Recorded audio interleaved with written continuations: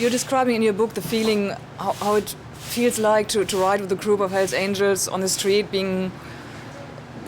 that you sort of feel very powerful doing so. But I don't think that I feel any different doing that than a cowboy does racing his horse down the plains, or that the sports car rider does driving his sports car down the freeway. It's just a good feeling. That's why we do it. When I read this book and you're describing the values of the Hells Angels, it sometimes sounds that these are pretty conservative values, like loyalty, sticking together. Well, I don't know, about what they call normal society, but I just read in the paper the other day, in the newspaper, that they did a big poll on Americans, and the normal American don't even talk to his next door neighbor, don't know him, don't go anywhere with any of the people in the neighborhood, don't get involved in anything with the neighborhood, and they live isolated in their house. They give up all the rights to have a policeman protect them, and the policeman's protecting them, and they're paying for this and giving up their rights for this, but when they drive down the street and a patrolman pulls in behind them, they get nervous. Why? If that man's supposed to protect them, why is the citizen nervous? I don't understand it. See, all the values that I grew up believing Americans believed in is what we're doing. We have brotherhood, we trust each other, we don't lie to each other, we don't steal to each other. We get together every time we can to have a good time together and to see each other and meet all the new people. And then I read in the paper that the average American don't do that anymore. They stay in their house and lock the doors. What a shame. Did you ever imagine a normal American life for you? Would that be a possibility at all? I thought I was having a normal American life until I wrote this book and found out that society is different. I guess you found out a little bit before, didn't you? Not much. Did you ever consider any other sort of career? Was there anything you would have loved to do? I'm doing what I love. So you didn't want to become a lawyer or whatever?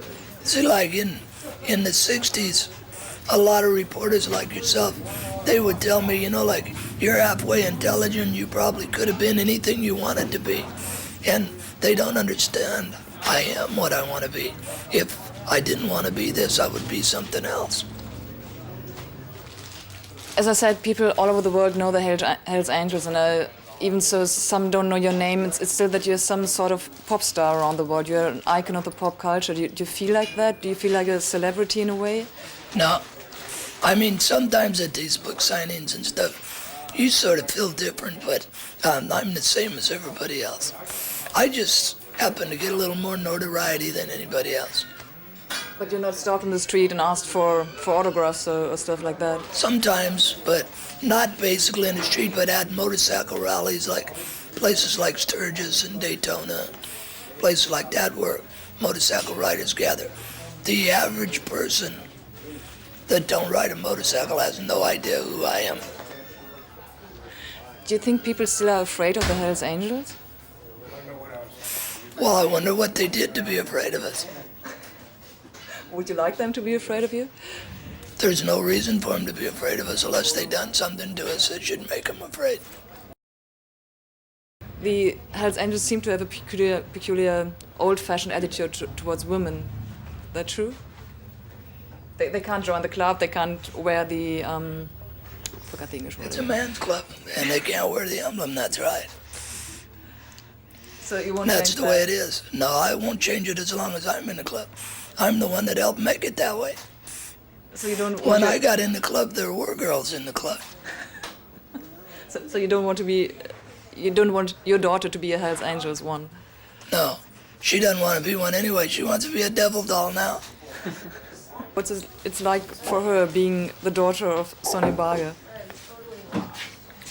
Sometimes it's good, sometimes it's bad. When she's on her motorcycle having a good time, she's thrilled to death.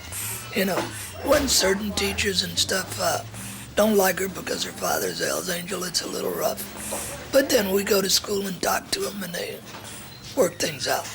Are you a strict father? Do you make her obey rules, or are you rather easygoing as father? I have a belt buckle with an S on it, and she says that means sucker.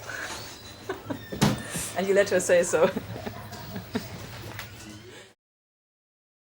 Well, I think, I'm not quite sure who said it, but on the History Channel here in America, they did a 50-year documentary on us, and they said, we never ever did what anybody expected. Whatever the people expected, we always done the opposite. We were complete failures at expectations. So that's your credo of your life, or? Apparently, I don't know what people expect of me, but I do what I think is right. So you don't care about what people expect from you and what people think of you? You don't care for that?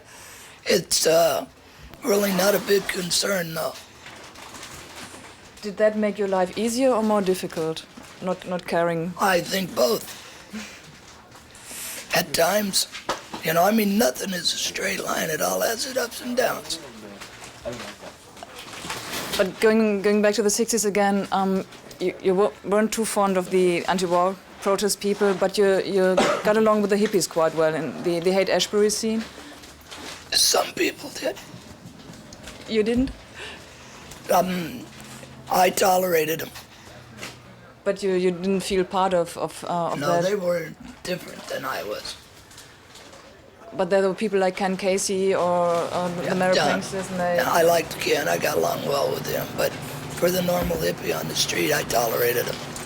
But did the Hells Angels and the hippies, did they have anything in common, or was it just that they had this fondness of drugs? I think we liked the same music. You listen to the same music? I think we did, yeah, then.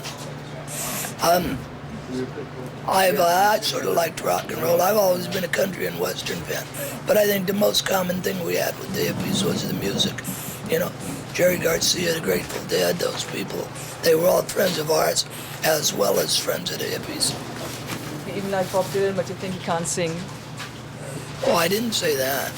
No, I thought you said it in your book. Well, I don't think he has a real good voice, but he sings like beautiful songs, but his voice is like mine. But you never got involved in any political... I mean, the hippies, they had those dreams of changing the world, of being anti-establishment and making a better world. Did you have any of those ideals? No, I don't want to change the world, That's somebody else, that's politicians' jobs. You never wanted to, even when you were young? Why not? I just wanted to live my life. But do you think, even though you didn't want it, that you changed the world? I mean, all this biker style, the motorcycle clubs all over the world, that is something you started off as well and changed. And that happened. I didn't set out to change anybody. Just people that seen it and liked it became part of it.